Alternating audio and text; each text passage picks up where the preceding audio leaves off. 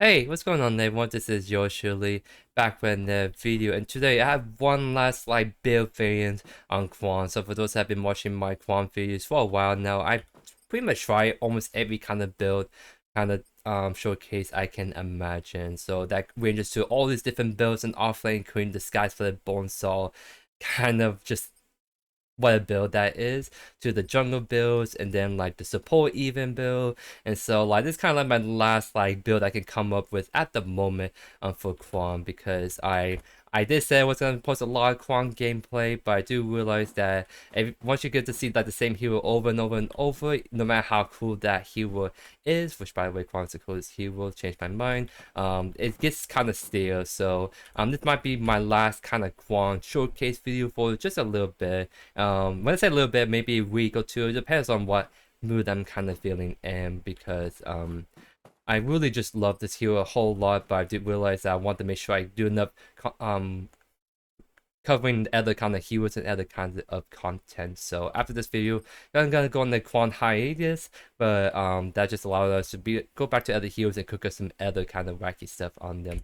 But quick summary why this build really works: because Timewarp, Oathkeeper both together provide 160 magical power early on, which is actually an insane amount of stat stick to make your abilities hit really hard early on. But also you get 50 ability haste for 2 arms alone, and that is super nutty, because with Kwang especially, you want to try and get at least 50 ability haste, because if you do, you got enough ability haste to the point that your abilities start to be on low cooldown. So you don't your windows of no abilities becomes much shorter, so it doesn't feel like you're waiting 5 seconds, 4 seconds for your combos. Now it starts to feel more like 2 seconds, 2.5 seconds, which is the ideal way if you want to play Kwang like the combo master he is. So the really cool thing about this is that you can easily go into full tank afterwards, because you have enough magical power, so you can get away with just go full tank and still hurt a lot. And another cool thing is Timewarp provides mana regen early, which is huge because Kwang actually run out of mana pretty fast early game if you're not careful. But if you invest into mana regen early, you can actually spam your abilities a lot more, and that means you can pressure the offlane more, whittle down them more, and be able to just out-sustain them and lane. So I think it's a really kind of cool video, especially since we got some really cool back-to-back big team fights towards the end. So definitely don't miss those ones especially. But other than that, really appreciate the support as always. Alright, so the last variant I'm going to show off today before I'll head off is essentially we're going to be doing Timewarp, Oathkeeper, and Titan's Quest. The main reason why there's some really strong consideration to try this is because the two things that Kwang really wants. He wants high magical power and a high ability haste. So Timewarp is a perfect fit for him. However, you have no defensive stats whatsoever. So building this first, especially offlane, can be a little tricky, but that's why we're gonna go with Titan's Quest, so balance out. We give wild HP to go with no HP being built into Timewarp right here, and we can go from there. The only thing that really sucks though is that Titan's Quest evolves faster the more HP you build, so it's always hard to try slot in Titan's Quest on a lot of items like Mutilator when there has no HP stat stick to go all on and make Titan's Quest actually evolve fast enough. So we do that, and then we go Oathkeeper, and so essentially that means that we get a 50 ability haste with 2 items and a ton of magical power from 2 items alone. So the Timewarp Oathkeeper combo, I think, is actually seriously good. I did on Steel before in the past, and it worked pretty dang good on him because it allows you to essentially spam your abilities and make your abilities just hurt really hard anyways. So I think if we can get to the point where we get Timewarp Oathkeeper, that's when the build's gonna really start to show up, and then we get to see some really kind of cool gameplay moments.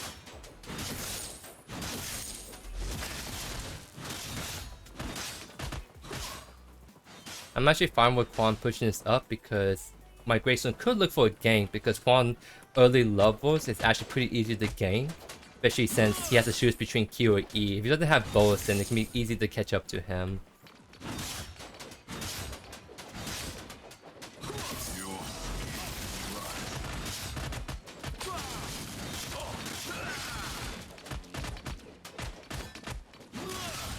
Yeah, see what I mean?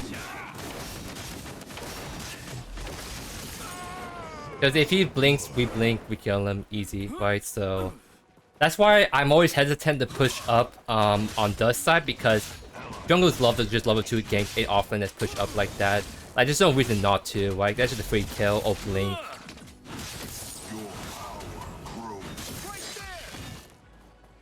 Grabbing some supplies. Alright, we'll just take the early resets to get our mana back. Also spend some gold, so... Actually, do we have enough? Okay. I'm gonna try a little bit different approach. We're gonna like go double mana regen. Because like Kwang abilities, if you guys haven't noticed from gameplay or watching other people, you can actually burn through your mana pretty fast early game. It's only mid to late game where you can spam abilities and you don't run out of mana that fast. So if we build some mana regen early on, like we're already back to full mana as you guys saw, we could actually spam our abilities and out sustain the Kwang in this matchup especially. And Kwang is actually really bad at doing teal buff, so I can take my time doing these minions, and I think I have enough time to just Q on B right here. Yep. That's what I mean, like, I love my teal buff, I go for it all the time, so I know how painful it is to take teal buff early on, so I know I have enough time to joint it for him, and now he's put in a really bad spot again.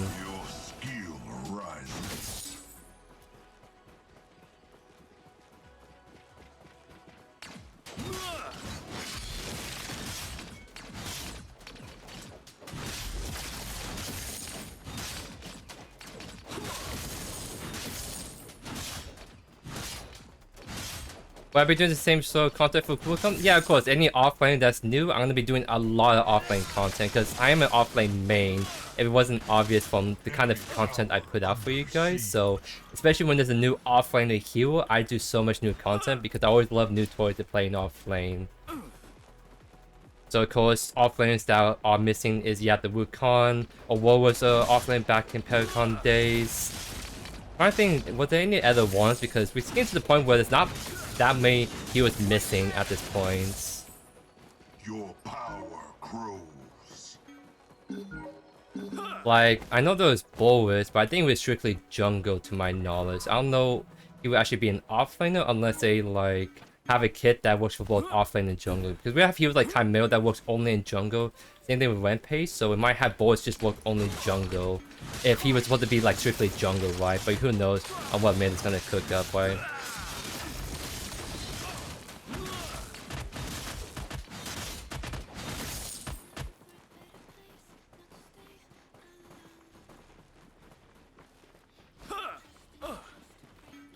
Aurora and Sphinx. I don't actually know what you're referring to for Sphinx because like I know there's some data mine like unreleased kind of work on heroes, right? And but the problem is like I think only Bolt is the one we can use. I think beyond that, I didn't get this.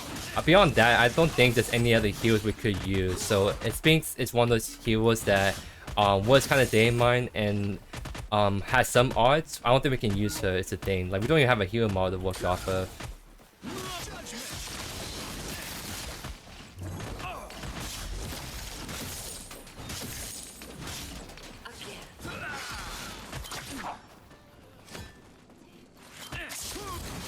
Yeah, we should be showing now. I will only rest a moment. He's actually shoving this in, so let's do one more wave and we back off.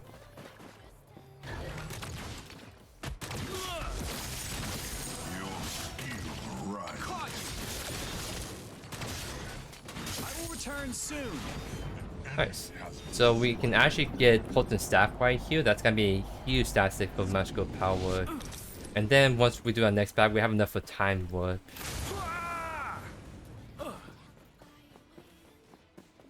Oh, this is Terror. That's what I was missing. I knew there's one more. Okay, so technically from Paragon we have Wukong, Aurora, and Terror as missing offlaners. That's what I was missing. I don't think Yin counts as an offlaner. Like she's more like ADC jungle, but again, who knows what to do. Like Sales was just a ADC character, but then now she's a jungler that can also play offlane. So who knows? Maybe Yin can actually play offlane.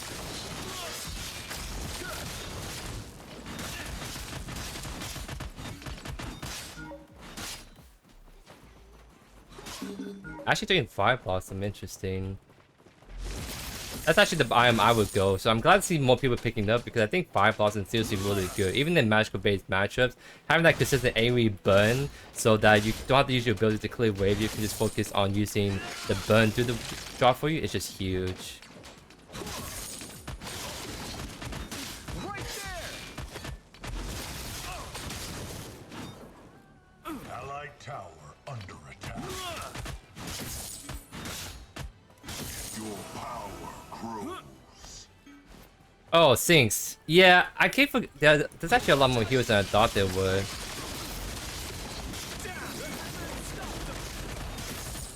There should be a dead Kwang. Yep. Because I kind of caught on that he's keep using that combo, so I literally just put it right in front of his face, and then we actually got the kill finally on him. I'm assuming Collid's left side if the support is posturing like that, so I'm gonna push out one more wave, and then we take out resets. We have blink, worst comes to worst if we get ganked last second.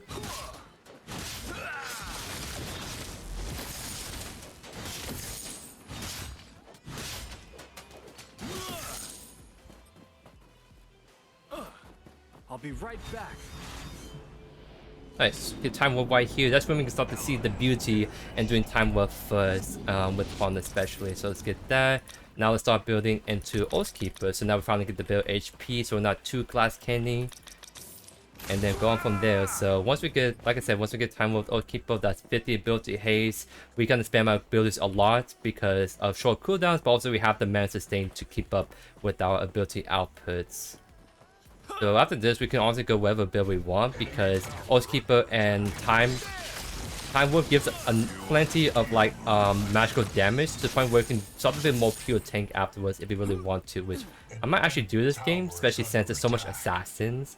I might go like Time Flux 3rd for like the Count and Kwang, and then we could do something like a Golden Skiff perhaps for like the Kalari.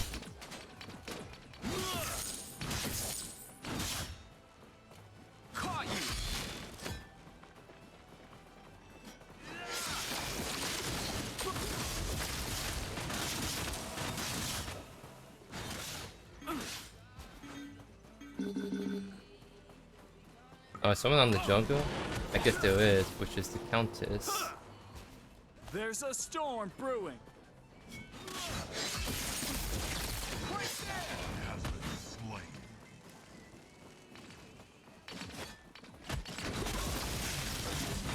slain. Hey, there is a fly on the way. Judgment.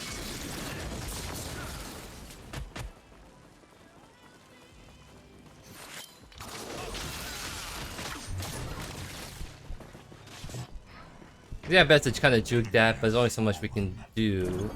We can actually defend this. We have a full combo. If they try to push this in, we can punish this. Allied tower. Alright, they're not punishing it, so not punishing, but they're not pushing it in, so that means I can get this bad wave before I reset. Return soon. That would be pretty sad if we actually miss that wave right there.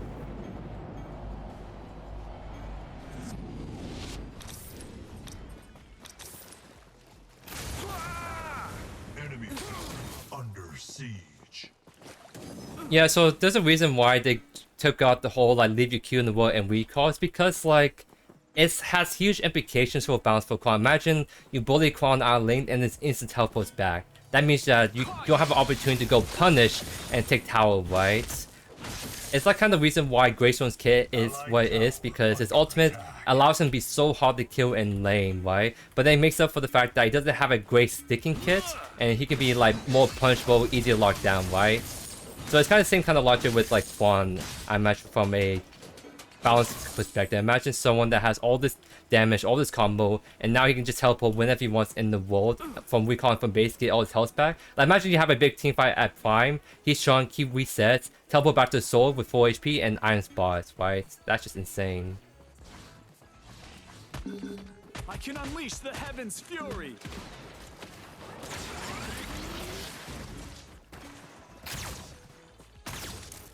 What is this?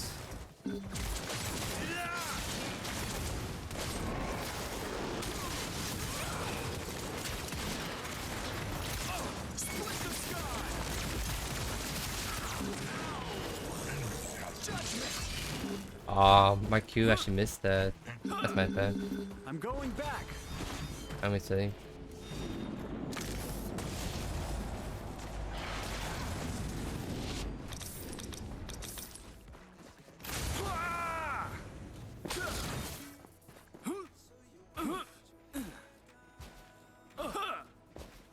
Yes, you can technically walk back to base and then teleport back in. But you're talking about I'm putting the Q at 5 and walking back to base. That's like a full minute or two commitment to that. So I mean, if you want to do that, you can do it. But then you're wasting so much time like doing that kind of play, right? So I mean, the option's there, but it's not the most efficient one, if that makes sense.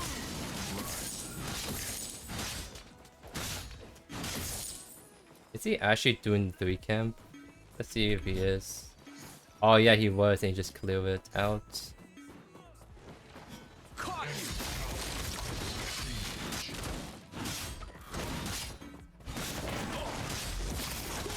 I love my blue buff, so I'm gonna agree for this and hope for the best. Aha! There we go, ladies and gents. I'm now unstoppable.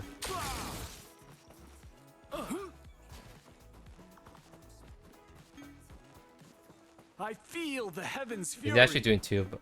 Allied tower under Very nice, we kind of shrunk him right there. Because I think we do this fast enough that we can actually crash this wave and maybe be able to get the tower along with it. We'll see. Allied tower under An enemy has been slain. Maybe not, but at least we get the wave to crash in. Allied towers destroyed.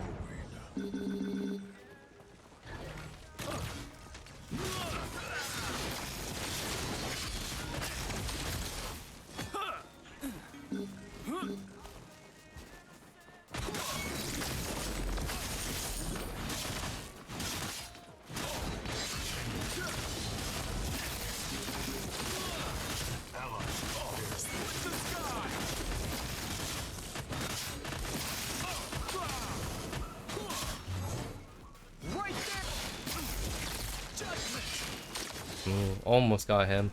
The Tempest actually saved his life because you saw how much damage and life steal he was gained from that item alone. That's why Tempest you almost always go with on him. The only reason why I'm not going in this build because we need HP or else we're just way too squishy, right?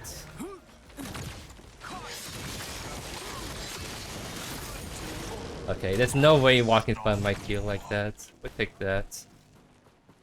Laurie is on the left side, so the only person we don't know is the Countess, and we do see her, so that means we could actually clear this wave really fast. That's actually massive, ladies and gents.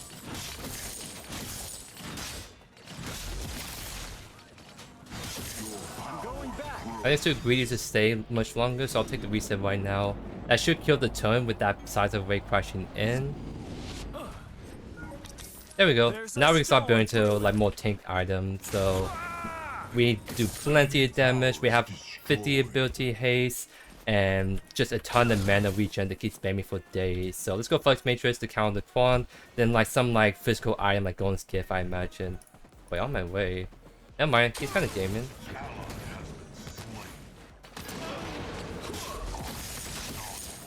I'll help us push this wave in because trying to get the T1 mid can be pretty huge for us.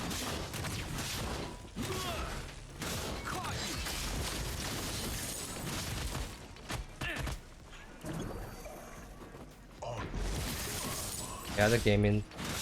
I kind of figure they don't need... I'm actually rotate. Now it's starting to get a little sketch, but they...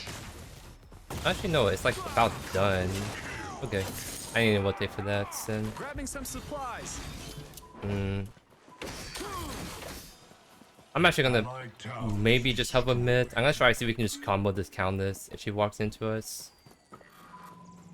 Okay, seems like there's no walls right here. I'm actually gonna go on her first.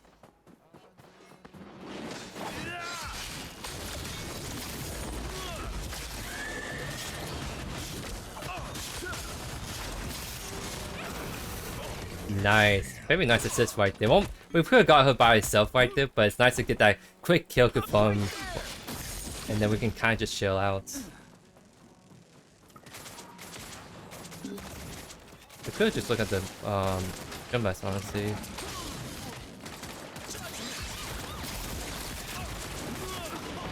Nice.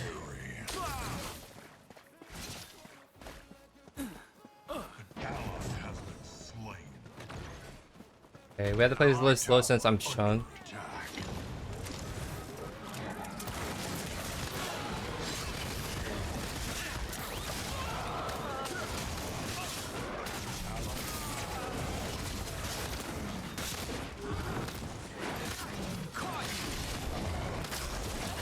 There we go.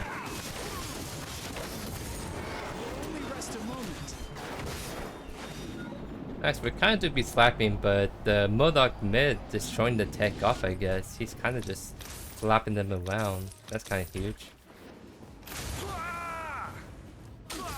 I think Scepter is actually pretty good on Kwang, mostly for if you need to like counter like healing on the team. So maybe we can go for it for like the Kwang and counters, but not necessarily in this build path. Hey, what's up, Junior? I'm glad my views are helpful to you, my friend. Thanks for the kind words.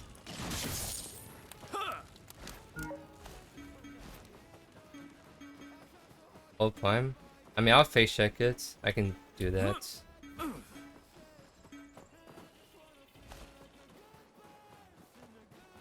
Also, I'm gonna look mid really quick. Might as well. Okay, she blinked. Now we can just do the Prime really fast. They're all kind of walking in. Can we like bait this? Like hold the corner?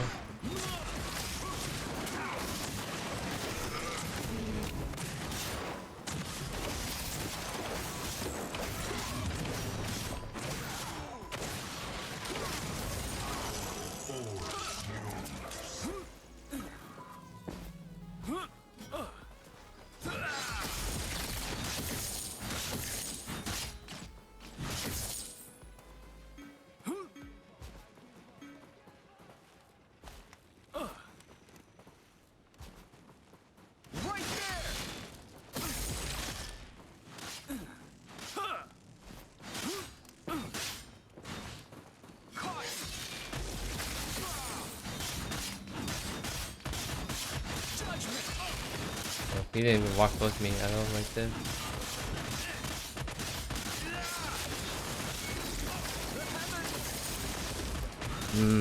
Yeah, Tempest still goes pretty hard on this one. Okay, let's blink then.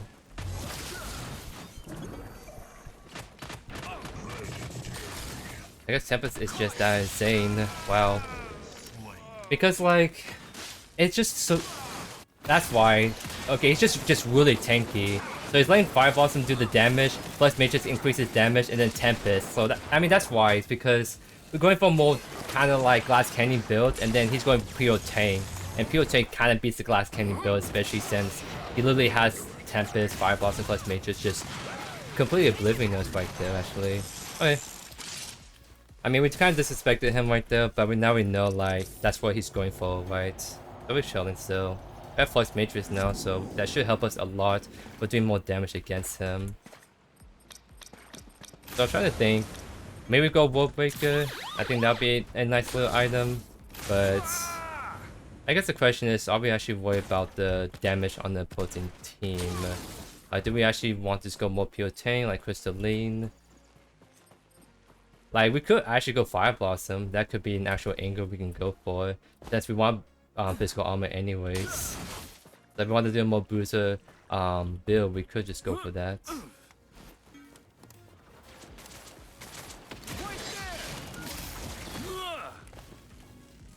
There's 3 on left side, so we'll actually chill to keep pushing.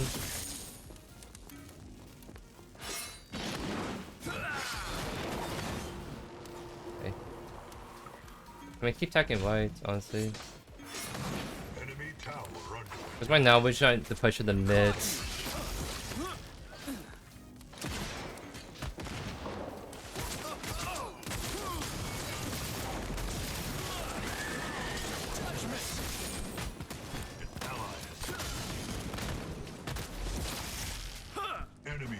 Yeah, Mother should be able to shoot something counts because Count uses ult, so she doesn't have a way to turn around that fight at this point. I'm actually gonna push whites. Because 3 people still left. Mother's pushing chasing the counters, so we could actually just try to yoink this tower really quick before it resets.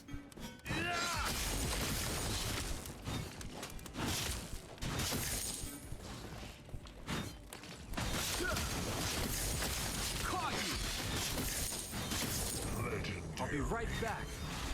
Yep, we see Kwang there, so we back off all the way. Don't do a lazy back. One thing to note actually too real quick, I kind of noticed it earlier, but I didn't mention it. But we bullied the Kwang a lot early game, but you see how like he's been doing good on farm.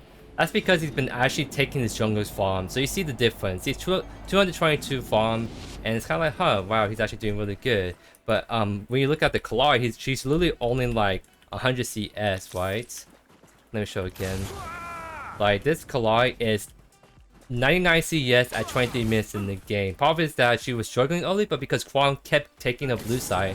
At one point, I saw that Kwang took the blue buff. He was doing the 3 cam, which is fine if you're falling behind and jungler's not on your side yet. Then sure, go play with the blue side a little bit so you can keep in the game. But he did that so much to the point that like he made the Kalai fall behind because Kalai has no blue side to actually farm out at this point.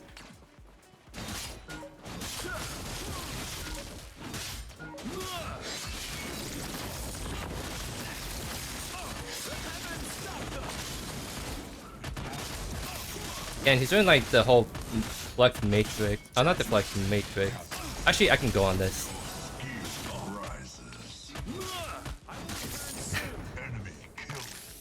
I know you're gonna... Okay, dude. No way! Oh my god, I did that way too bad. Okay, we still have to get the kill. He saw what he's doing. He knows I need to walk up and kill him, but I just wait for my cooldown to get him, right? But I did that too fast, so it was literally just short by the hair right there. Interesting stuff.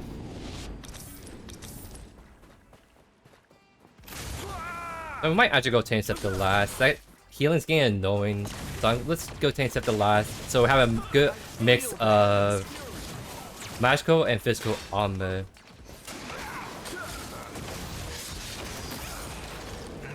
Nice. Enemy towers destroyed. Still trying to get the Decker.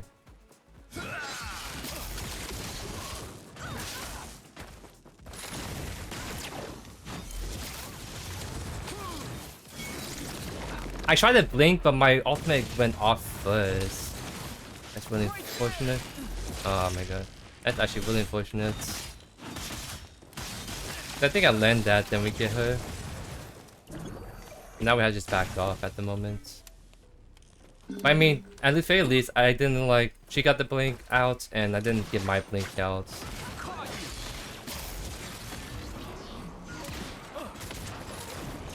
Fly checking. We had to get off and turn.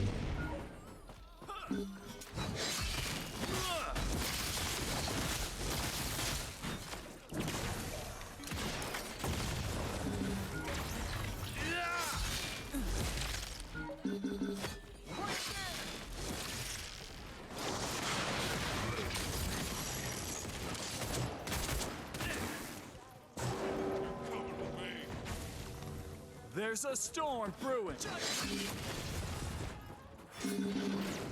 What are we trying to do? More like it's way back there, so we may actually have to back off. Yeah, I mean, jungle is dead, so that's what we're trying to do. We're just trying to group up for the Offlane. We're all kind of strong, that's the big issue.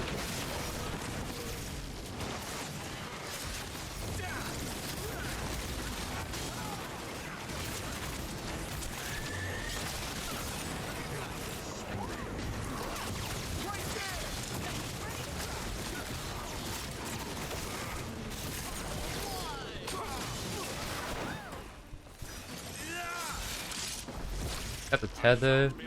Almost got the... I'm gonna reset. Because chasing the Decker is just way too late. We got the kills and we didn't give up the prime.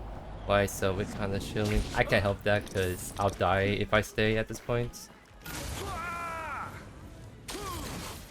Yeah, that was actually a pretty sick fine fight right there, to say the least.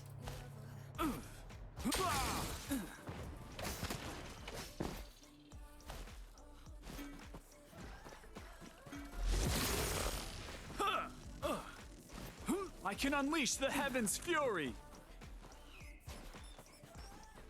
Lies right there. I'm gonna split push at the moment because if we want to make some plays, we have to like make sure the lane's on the good spot. Deep bomb right there. That goes here as well. Okay, I need back off.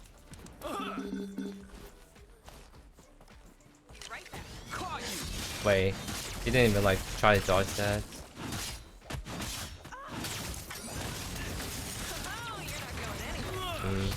Trying to figure out where my team is at. That's huge.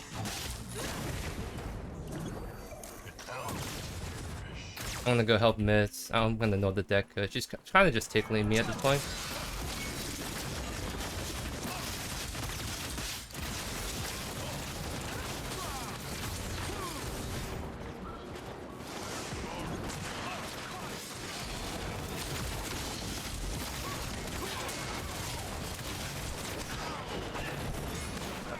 Count has no mana.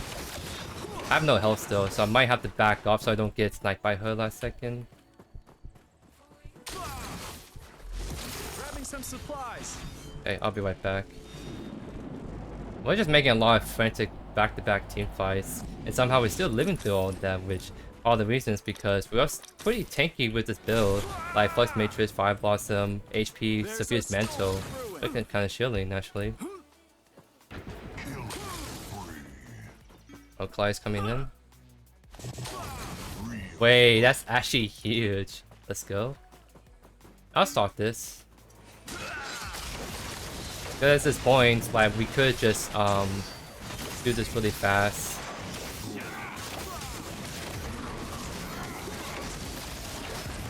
I'm gonna use my ultimate for this. We're just trying to burst this as fast as we can at this point. Before like a Kwang ASAP can come in. We need the weapon to all attack this a couple of times. I'm gonna finish it with my Greystone first. Please just mine it. There we go. Now we can turn.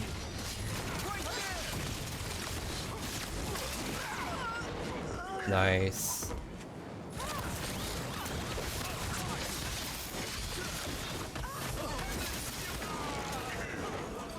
Nice job, team. Huge. Yeah, I think we can just go for the primer angle. We could, like, honestly go for middle inhibitor, maybe finish if we get the picks. Yeah, I'm gonna go my way mid. I'm following my carry, not my jungler. So if he wants to make the play mid, we just have to try and do it on this next wave.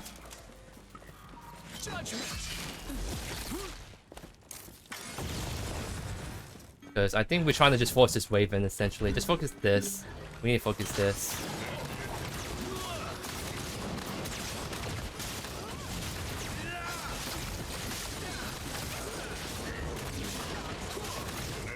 Nice. Yeah, that's huge. Because that play is only good if we get middle inhibitor, and any kills we get after that is just icing on the cake. Oh my god, that's done though.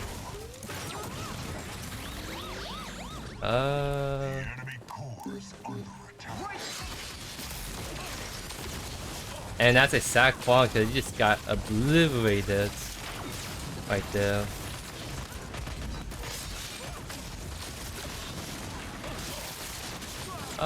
One more.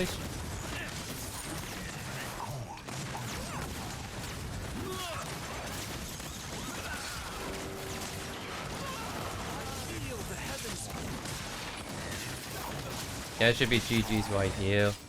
Wow, that was actually a really kind of cool game right there. Like, a little bit slower on the tempo, but then we had like, what was it? 3 fights back to back to back that were all like pretty jam-packed action gameplay. That was actually kind of a sick game right there, I'm not gonna lie. Like, it's really cool we got to showcase this add a tech of Timewarp Oathkeeper and then going full tank afterwards, but like we actually did a lot of awesome team fighting. Of course, like Modok is super fed that game, but we made some really good plays ourselves to keep our heads in the game. 30,000 damage, and of course Modok getting top damage because of his KDA, right? So yeah, no, that was actually some really solid stuff right there. So that, I think that kind of covers about almost every build we want to do. We did the normal build, we did the Fire Boss and Bruiser build, we did the Prophecy build, we even did the Bonesaw Sky Spitter build variant, and now we did one last build I can cook up, and that is the Timewarp Oathkeeper tech. Get 50 build to haste 2 items, 100 like 30-40 magical power right out from the gates, and then an easy way to just tech into wall tank items right after, make for an actual like bruiser build. Like this could easily turn into a bruiser tank build, as you guys saw, if you make that decision. So you can either, the really nice thing about this build, you can either just go full tank after Oathkeeper, or you literally just go full damage and then probably just go for the one-shot combos. But this game, obviously, it was really good to go tank, so we don't get one-shot by all these assassins and this high DPS team comp overall.